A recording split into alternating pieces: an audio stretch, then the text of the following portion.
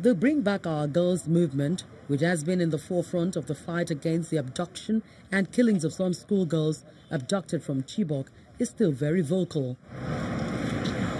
The group stages a protest walk from the Unity Fountain to the presidential villa Abuja, demanding justice for Hawa Liman. But a barricade of police officers stops the protesters from making their way into the presidential villa. Our advocacy for the federal government to rescue our 112 Chibok girls, Leah Sharibu, Alice, and all other abducted persons in the custody of terrorists shall not cease until they are all brought back. Within the coming weeks and months, we shall constantly take actions to press on with our demands. We shall not give any reprieve to President Buhari. Today we are vulnerable. Come and hear our cry for me. The group later pays a condolence visit to the International Committee of the Red Cross, ICRC. It insists on mounting pressure on the federal government for the release of other people held hostage by the insurgents. Shortly before the aid workers were killed, Saifura had sent a distress call. Come and hear our cry for mercy. Our family, our children, the nation at large need us back. They have given us their last warning that after this they will take action that we will never forget, and the nation will never forget. Come and hear our cry. We are pleading for the sake of God, for the sake of Allah. President, come to our rescue. Come to our rescue and help us and vindicate us. Help us. We are the 3 nurse midwives that was captured in Ran, Kalabalge on 1st of March 2018. Come and help us, working with UNICEF, Red Cross organizations, the world powers.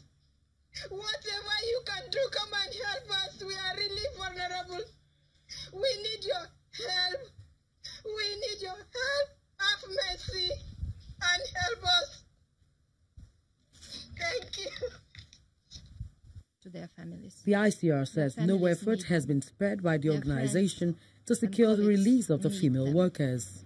And all, we are grieving for the loss of a colleague, and our hearts go out, our thoughts and prayers go out to the families of, to the family of Sahura, to her friends and colleagues.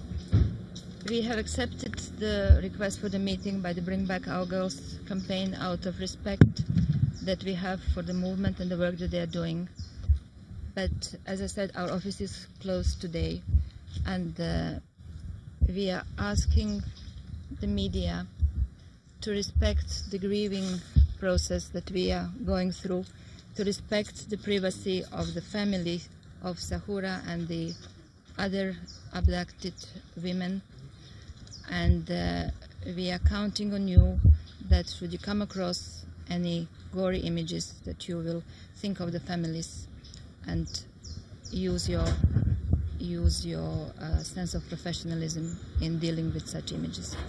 Their life must be so important to us that our government will do everything possible to make sure that those 2 women return, to make sure that Leah Sharibu returns, to make sure that our 112 Chibok girls return, to make sure that every other victim of this savagery would return, because that's the role of government.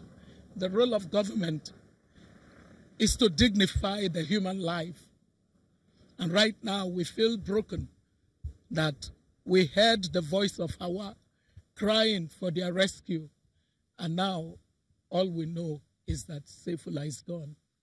Day after day, pressure is mounting on the Nigerian government to rescue the remaining captives safely. I think they can't save Leah. You see, Leah's case is even a special case because Leah was kidnapped with 100 and something others. The others the government negotiated with the kidnappers and they released, say, 99% or 99.9% of those kidnapped, leaving just one. You know those you negotiated with, whatever the terms you gave by which the others were released. It's so easier, much easier for me to deal with the matter of Leah, because she was kidnapped with other people. Those people have been released. You yourself said you negotiated with those people, and they, out of good faith, released the others. While others said you paid, whether you paid or you did not pay, you negotiated with the right people, and they released all of this.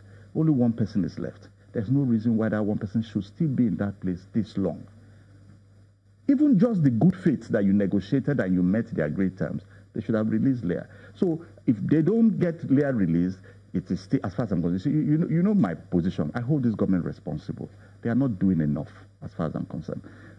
For me, the key thing is the Chibok girls. 100-something Nigerian young children are still missing 5 years after. We're not even, it's not in the discourse. It's not in the discourse. We're negotiating with Boko Haram for Leah. 100-something Leahs are missing. 100-something Leahs, 100-something parents. Even the Chibok girls that have been released, you already have those released. You have the Chibok girls released. Who know where they were taken? Who can tell you where the others are being taken or who is holding the others? I mean, please, let's hold this government accountable. This is our elected government. These are our citizens. I must say I really felt taken aback because, frankly, I did not expect that they would go to this extent, because I felt probably whatever their demands were, we were probably going to meet up with them.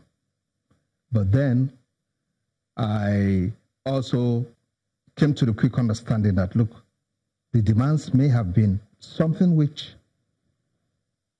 may see us again recycling the past. And what do I mean by recycling the past?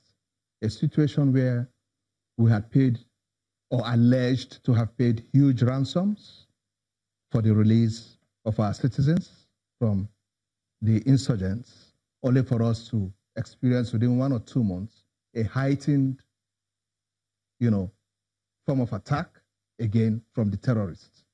And of course, it was glaringly clear that we had provided the means for them to acquire equipment and beef up their inventory.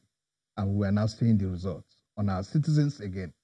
So I think government became a bit wary or felt there was a need to tread with some caution, more so given the amount of, public attack that had gone on to government concerning the last releases that went on.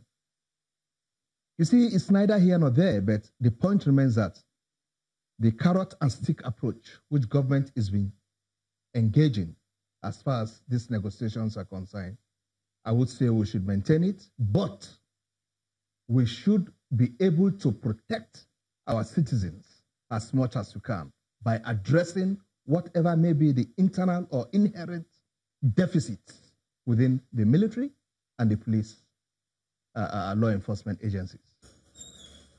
Mr. Linus Obogo, a public affairs analyst resident in Calabar, Cross River State, condemns the killings and stresses the need for government to step up its security apparatus and strategies in shielding and protecting the lives of her citizens and also aid workers across various crisis-hit regions.